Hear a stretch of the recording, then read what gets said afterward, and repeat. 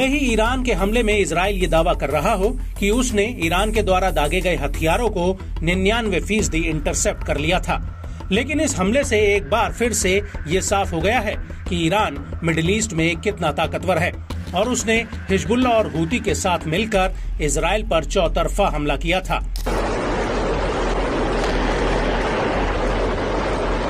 Iran का दावा है कि उसने इजराइल पर 300 से ज्यादा रॉकेट्स, ड्रोन और मिसाइलें दागी थी।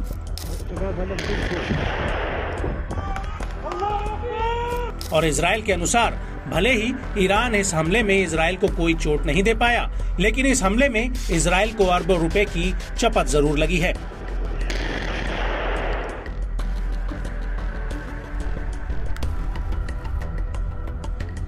ये बात हम नहीं कह रहे, बल्कि खुद इजरायली सेना के एक बड़े ब्रिगेडियर जनरल रीम अमीनोज ने इजरायली येनेट न्यूज से कही है। अमीनोज का कहना है इंटरसेप्टर्स, जेट फ्यूल और ईरान के ड्रोन्स और मिसाइलों को मार गिराने के लिए अन्य सैन्य सामान की लागत करीब 1.6 अरब डॉलर से 1.33 अरब डॉलर तक आई है।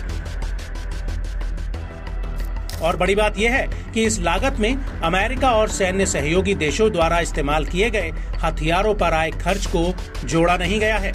आपको बता दें कि brigadier general Reem Aminoach Israeli defence force के पूर्व वित्त सलाहकार रह चुके हैं।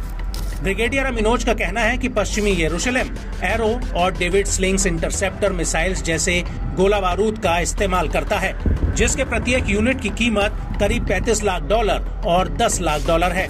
इसके अलावा इस खर्चे में लड़ाकू जेट्स द्वारा ड्रोन और मिसाइलों को मार गिराने पर आने वाला खर्च भी शामिल है।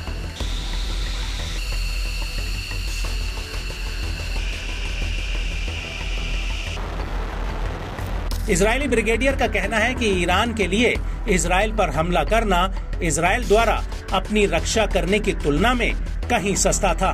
ब्रिगेडियर अमीनोज ने कहा कि इजराइल को अपनी रक्षा करने में आए कुल खर्च की तुलना में ईरान के लिए हमला करना 10% कम खर्चीला था। भविष्य में वर्षों, 2 वर्षों या 5 वर्षों में वो इस तरह के 50 हमले कर सकते हैं। और यदि आईडीएफ का 2023 में कुल बजट 60 अरब शेकेल्स था, जो उसके दोगुने से भी कम होने पर आपके पास ऐसे हालातों में पहुंचने का कोई मौका नहीं है। जी हाँ, जहां हम जरूरी रकम को बनाए रख सकें।